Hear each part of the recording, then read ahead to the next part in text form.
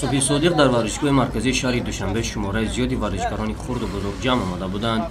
باشگاه دوستداران ورزشی دو بخشیده به 30 سالگی فدراسیون تکواندو تاجیکستان و 11 سالگی تشکیلات اراده مسابقه را تحت عنوان چوب دستی راه اندازی نمود که در آن نفران خرد و بزرگ و ورزشکاران امکاناتشان محدود نیز برآمد کردند. ابتدا رهبر فدراسیون تکواندو کشور مرسای یایوی به اشتراکیان مسابقه برای گرم نمودن خود چند حرکات ورزشی را نشان داد و در یک جایگی تکرار نمودند. بعد دوی عمومی 400 متر همه اشتراکیان بر 4 تیم تقسیم کرده شده مسابقه چوب دستی راه اندازی کرده شد که در آن پارالیمپیکیان نیز اشتراک کردند. یک چند تا هدف داشت این چهاربینی گذاشته.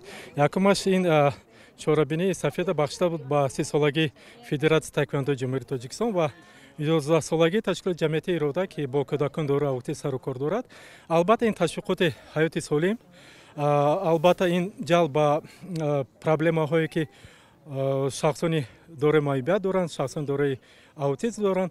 البته ما خواستیم که مسابقه ما فراگیر باشد، اینکلوزیوی باشد، ورزشکاران پارالیمپی هم اشتراک کنند، من بعد این خیلی مسابقه بسیار باشد. چهاربینی مذکور بخشیده به 30 سالگی فدراسیون تکواندو جمهوری تاجیکستان برگزار گردید. تشکیل کنندگان این چهاربینی از نظر کمیته ملی پارالیمپی جمهوری تاجیکستان را دور نمونده و ورزشکاران کمیته پارالیمپی جمهوری تاجیکستان را دعوت نمودند و ما خیلی خوشحال شدیم که در این چهاربینی راستیگه باری یکم اشتراک نموده ایستاده‌ایم و امیدوار هستیم که چنین چهاربینی‌ها در آینده بیشتر می‌شوند. باشگاه دوستداران دو هر ماه بجز برگزار نمودن چنین یک مسابقه ها با نتیجه های در دو به دست آوردن اعضایانش و در نتیجه دستگیری یکدیگر به احتیاجمندان و مخصوصا کودکان دارای بیماری اوتیسم داشته دستیاری دراز میکنند که وظیفه اساسی تشکیلات اراده هم کمک به نفران گرفتار اوتیسم میباشد. در این باشگاه دو خارجیان نیز شامل بوده از تأسیس چنین کلوب ها اظهار خوشنودی کردند.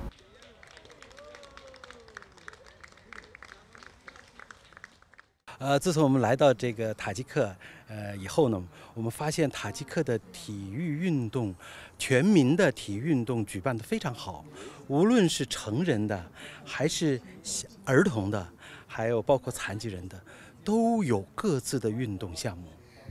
С нашего приезда в Таджикистан, проживая здесь некоторое время, мы поняли, что все спортивные мероприятия, которые проводятся в вашей стране, проходят на высоком уровне, вне зависимости от того, это спортивные мероприятия для детей, для взрослых, либо для паралимпийцев. همینطور مسابقه مذکور با قدردانی نمودن غالبان به انجام رسید. شاید شما خود به خود گفته باشید که این چه تحفه است که آنها گرفتند، ولی با یک چیز را دانست، برای این نفران این قسمت آنقدر مهم نیست، برای آنها بیشتر زندگی و سلامتی دیگران مهم است. در انتها با حضور همگان یک عکس خاطره‌ای گرفته شد.